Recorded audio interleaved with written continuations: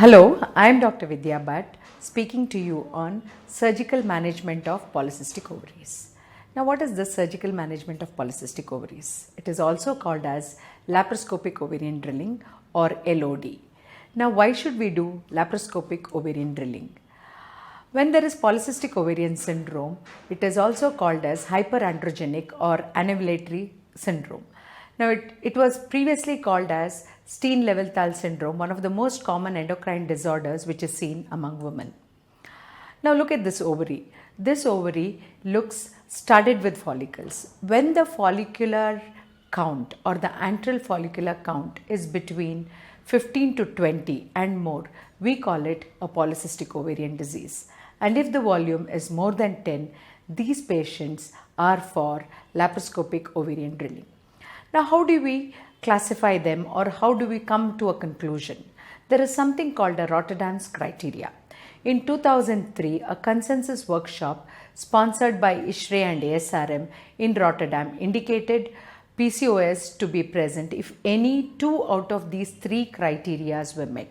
That is, oligoovulation or anovulation, excess androgen activity, polycystic ovarian disease by a gynecological ultrasound.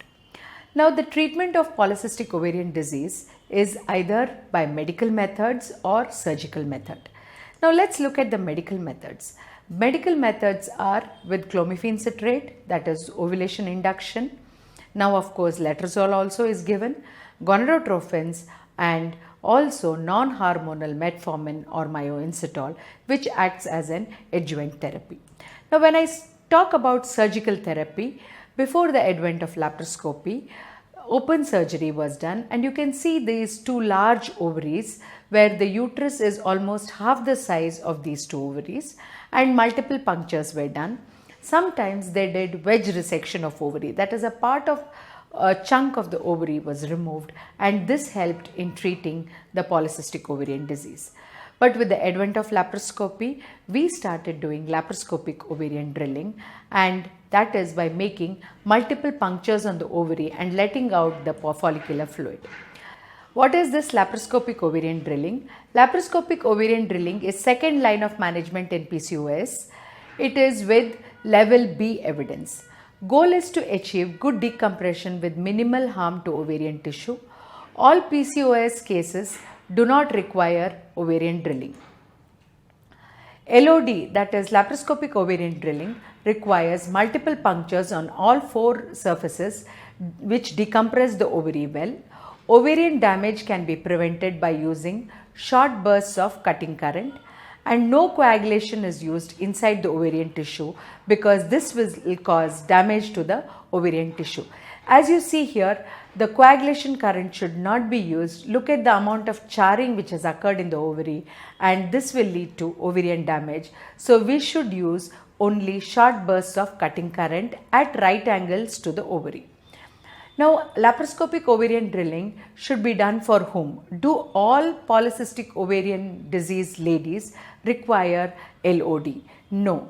It is infertility with irregular cycles, increased levels of LH, ovarian volume more than 10, clomiphene resistant PCOS, FSH and LH ratio more than 2, and their BMI should be between 22 to 28. That means these women should not be obese. When we do laparoscopic ovarian drilling for obese women, it does not help.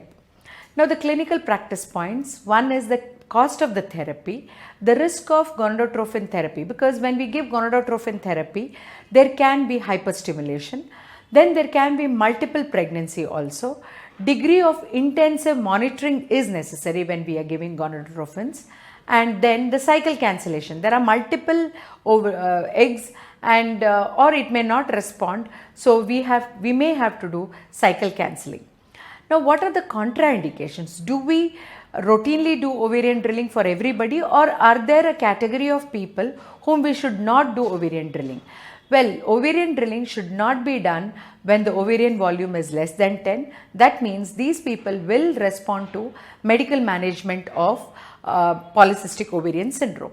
In obese PCOS, drilling should not be done. It is not for unmarried women. An unmarried girl comes to you, please do not do ovarian drilling because this is not for them. And women who have completed their family, if they have 2 children, then ovarian drilling should not be done. Now, ovarian drilling in obese patients have both intraoperative, postoperative and anesthetic complications, and because of the obesity, the drilling may not help in them. The better choice would be to do weight reduction in these patients. This is ovarian drilling done for the PCOS, and 3 ports are put, 2 side ports and 1 visi port.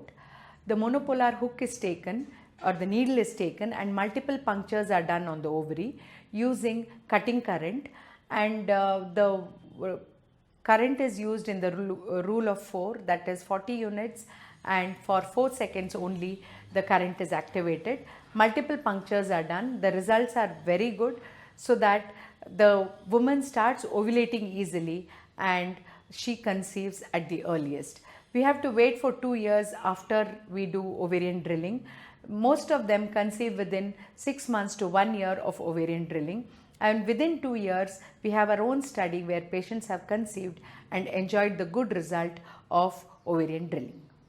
Now, the electrocautery used here is monopolar cutting current, short bursts of current, that is 40 watts of current for 4 seconds.